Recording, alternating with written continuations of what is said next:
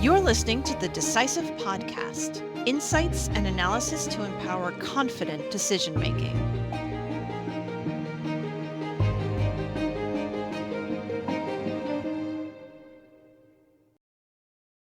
Welcome to the Decisive Podcast, brought to you by S&P Global Market Intelligence. I'm your host, Kristen Hallam. In this episode, we're discussing sanctions and trade compliance with Byron McKinney, Product Management Director for our Trade Compliance Solutions. We're recording this ahead of the S&P Global Market Intelligence Sanctions and Export Control User Group Seminar, which will be held at S&P Global's New York City headquarters on the 1st of April. This event will bring together trade compliance people from the financial institution, shipping, and corporate worlds to discuss the latest developments in international sanctions affecting business. Byron, welcome back to the podcast. It is great to have you on the Decisive. Thank you very much, Kristen. Let's start with the 30,000 foot view, if you will. Byron, what do you see as the main challenges in sanctions and export control currently? So it's a great question to start with because I think the main challenges which people see from a very much a practical point of view today is the regularity of actual circulars, advisories, recommendations which come from agencies, whether that's from the US, the EU, the UK. Almost feels as if there's maybe one every week or one every fortnight at the moment, which could affect anyone across, sanctions within the export control side, within shipping, maritime, on corporates, individuals, whoever it is, there seems to be a lot of it. And obviously, the more there is, the more scope, the more regularity of the controls themselves means that businesses and firms need to then take that and incorporate it back into their risk and compliance screening program. You almost have the sense that there's probably a lot of compliance fatigue at the moment within firms and organizations in trying to, manage this on a regular basis, stay ahead of it as well, and remain compliant. And just in the way of a few examples, already in January this year and December last year, there has been some very significant updates and changes. And the challenges, of incorporating that are pretty big. So in the UK, we've had the guidance for exporters, which was provided for those within the financial institution, the corporate world as well, in being able to understand if you're shipping goods across borders, who are your end users? What are the end usage of those products and items? How are they being used by particular firms? So that kind of reiterated a few things across certain types of goods, high risk goods, countries in which they'd go to, whether they were transit or transshipment points, all of that kind of information as well. And it played on what came out of the EU from December 2024 as well, and previously too, around various clauses in reference to a kind of a no Russia kind of element to trade in a way, and trying to understand who your end user was, whether the final destination for your goods was Russia. And off the back of that, I think one of the most significant pieces from last year was the UK and the EU's move to what is generally known within the compliance world now as a secondary sanctions light program. So obviously the United States has a secondary sanctions element to its regulation, which means that anyone who has a US nexus, whether it's US dollar trade, US goods, you have a US officer within your company, means that you have an open door to OFAC or other US agencies to be able to sanction you or to regulate you in some way. That kind of exists to an extent on the UK and the EU side as well, not quite as robust as the US one, but it's now there nonetheless. So the UK, for example, in relation to Russia, where it sees the advancement of Russian strategic aims in terms of goods from a high-tech electronic perspective or standpoint, making this way to the country, the EU and the UK now have the ability to maybe sanction outside of its own jurisdiction another company or another firm or individual. So these are all pretty significant, I feel, and they're just adding to the burden of compliance in general. That's a lot in the past couple of months, as you said. Definitely lots to keep an eye on there. Byron, could you walk us through common high priority goods? What are they and how many items are classified in this way? Yeah, sure. Common high priority goods have been with us for a while now, since maybe mid to late 2022, where they kind of started off originally as commodities of concern. So the United States Department of Commerce and also FinCEN, another US based agency, listed, I think at the time, maybe 10 items by their ECCN number, the Economic Classification Control Number, and then type of or description of the item as well. Since then, we've gone through many different variations and iterations of those original commodities of concern, where they're now known as common high priority goods, and they take into account four different tiers. So you have tier one to tier four. Tier one is known as the most high risk items, which are high risk because they're certain types of microelectronics, integrated circuits, and chips, which have some usage in certain types of military technology, which can be used by Russia and obviously others as well, but mostly by Russia on the battlefield within Ukraine. So those items are seen as the most high priority, and they come under export control guidance and regulation as a result of that. There is a an agency or organization now known as the Global Export Control Coalition, which covers countries in North America, in Europe, some in Asia as well, who have started to socialize and be joined up in terms of the items and goods which are on the high priority list. And they make sure that they stay in sync with each other. So those four tiers of goods have a lot more energy and focus in terms of how they're regulated from those particular countries, and they've evolved in some way. The latest items which are added to that list was the 4B category around machine tools. So those were the latest ones back in February 2024. But since then, we haven't really seen much in terms of new products or items being added to, just more on the enforcement of those existing items. All right, got it. Let's talk about sanctions evasion for a moment. What are some of the main ways shippers try to evade these sanctions that you've just been walking us through here? Yeah, so the key ways of trying to evade those sanctions are the ones which have existed for quite a while now. So there are not necessarily any kind of new evasion tactics or techniques, but what we do see are the use of kind of tried and tested formats. The one which is the most obvious is kind of shell front companies, which sits between maybe a sanctioned entity or a high risk entity, which then aim to try to obscure the origins of who is facilitating the shipment or who is the person who will be receiving the shipment of goods. Obviously, lots of these shell front companies are based in countries which are light touch in terms of regulation also. If you're trying to evade sanctions, you don't want to do so from somewhere which is high risk in terms of it has a good set of regulation, good enforcement, etc., etc. You move to areas where things are a little easier for you to navigate and work around. So you still see a lot of that in place as well. And that exists for traded goods and export controls, but then there are also other ways in which people have tried to evade sanctions, which regulators, especially from the US and again, Department of Commerce, has tried to raise the profile of.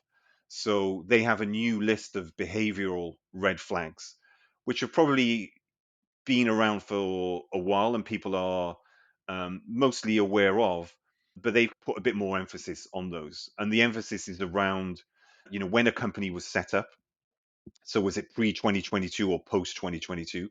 New companies obviously have a slightly higher risk attached to them, but then those companies are then more high risk dependent on the type of goods which they're involved in trading. So again, comes back to the common high priority goods list.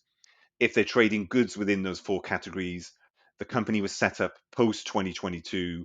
They're a company which doesn't really have much of a footprint, which you can find through open source internet searches, for example. Or maybe that company just has one or two employees, but is dealing in very sophisticated, high value goods. Then these kind of generate red flags for people who are trying to capture and identify these people from compliance perspectives. But those are generally the key tactics which are in use today. None of them are really very new. They are tried and tested, but they still exist now. And people are trying to, use different ways to manage sanctions evasion. You mentioned red flags there. I wanted to ask you about a different type of flag, fraudulent flags. Our data shows an increase in the number of ships registered with a fraudulent flag. What does that mean, Byron? So fraudulent flags basically are just ship's nationality or the flag in which the vessel sails under, which they haven't changed or they're no longer sailing with. So, for example, you might have the flag of whoever it might be, and you're still under that flag in terms of where you think you're registered or where you're trying to give the impression you're registered. But that flag doesn't have you on the books anymore. You've left that flag.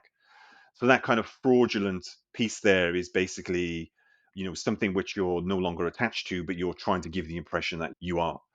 And we see this as being on the rise, and it's mostly for kind of vessels who have skirted sanctions, or maybe they have been sanctioned as a vessel or a vessel owner, but are trying not to get to the bottom of the barrel and scrape the bottom of the barrel by going through all the different flag states they potentially could get to.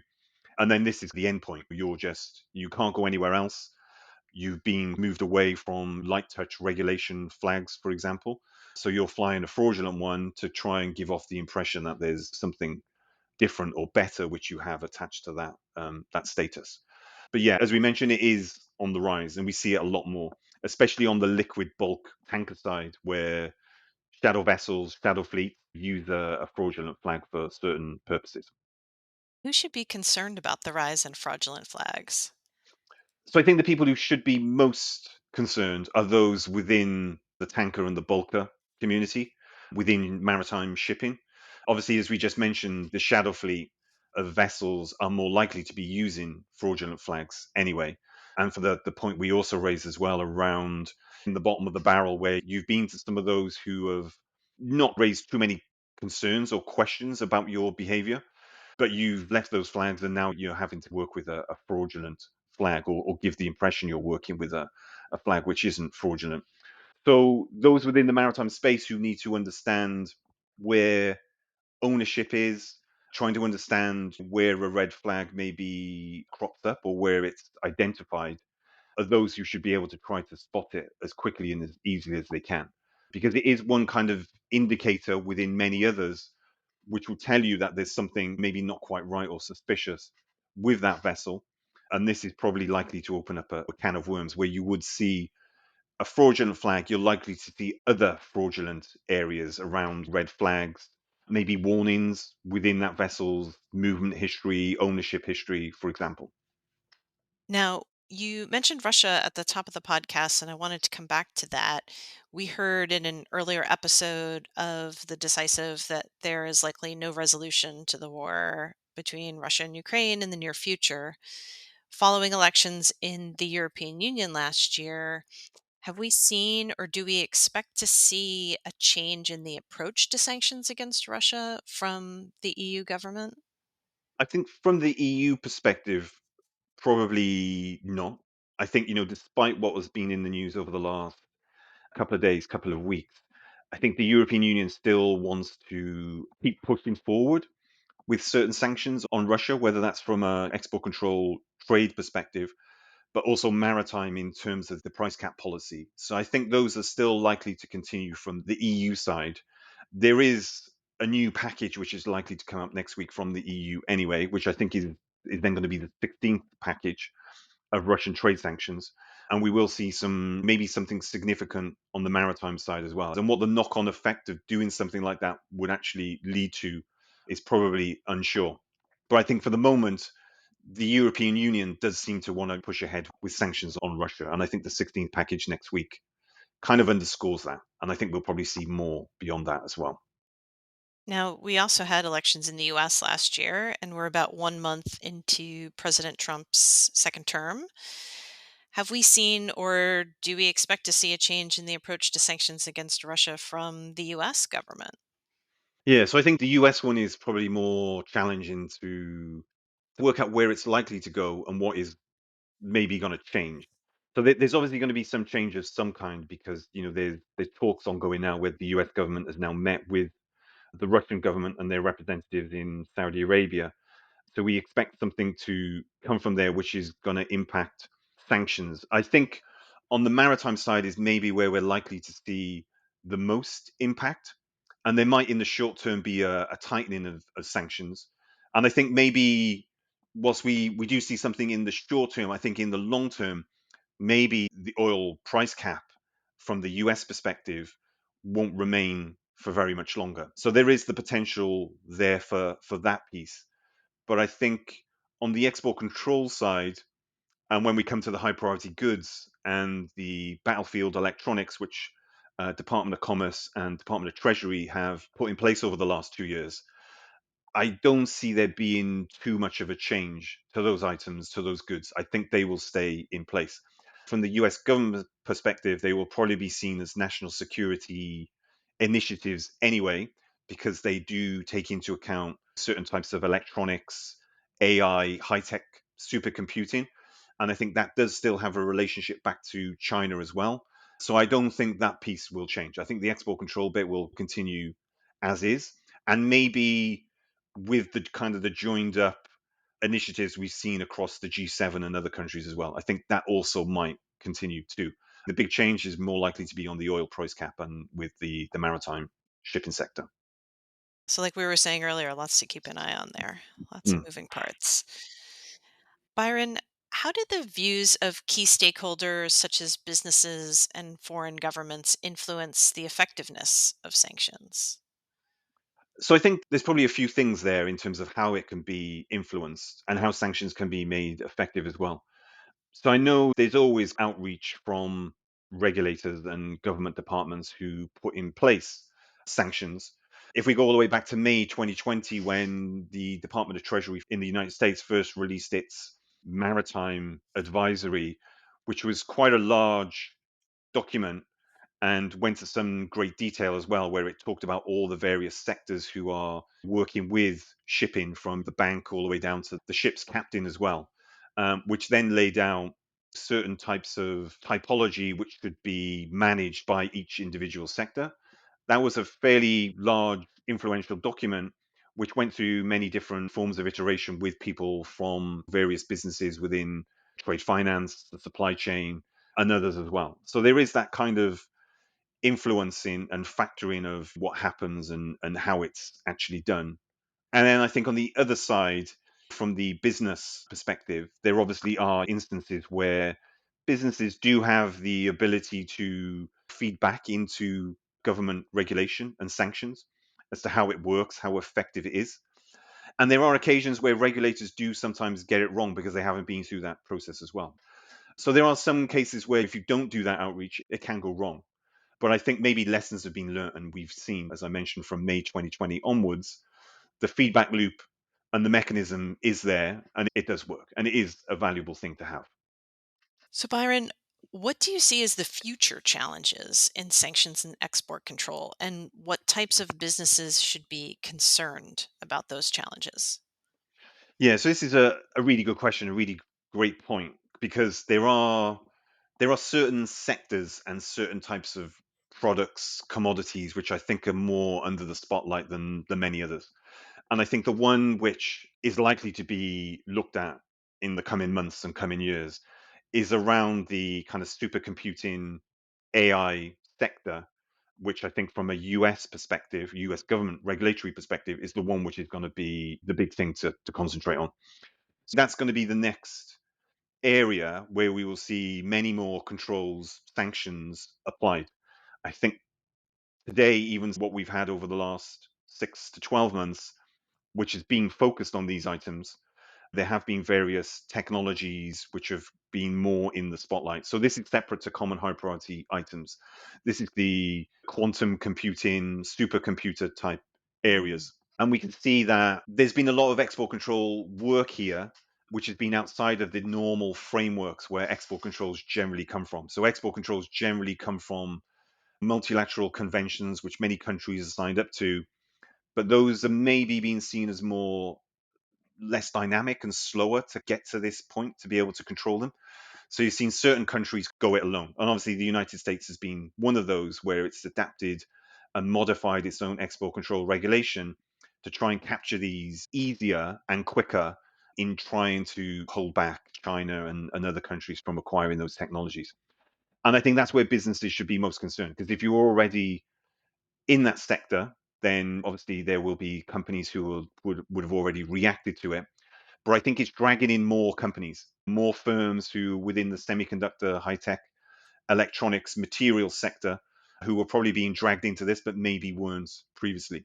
So this is the one area I'd say people should probably concentrate on more, because I think that's where the regulator is going to concentrate. The top tip. Well, it's time for us to wrap up our conversation, Byron. Any final thoughts for our listeners?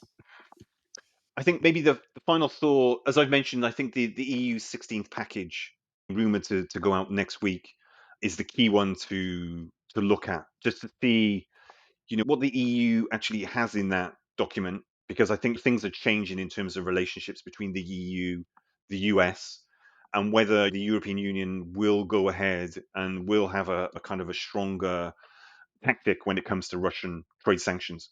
And I think the one thing to look at in that document is there's likely to be new vessels which will go onto the EU's sanctioned lists. Whether any of those vessels are actually different to anything which we've seen from the US and the UK. My doubt is they won't be. They'll probably just align themselves. But I think if we do see anything new in terms of vessels within the shadow fleet or high risk vessels which have been participating in, trading above the oil price cap figures, then that would be quite significant, I feel. And just the last point, plus also the rumor which is out there that vessels which are poorly maintained, of high age, or just not up to spec, which are traveling through European waters, could be detained for inspection. That bit, I think, would be very controversial, but maybe we might see it next week. That's something to very much, I think, look out for, to see how that plays out. All right, and we'll leave it there. Thank you so much, Byron, for taking the time to share your insights with us. And that wraps up this episode of the Decisive Podcast. Until next time. Thank you for listening to the Decisive Podcast from S&P Global. Please subscribe and join us for next week's episode. Until then, stay curious and stay informed.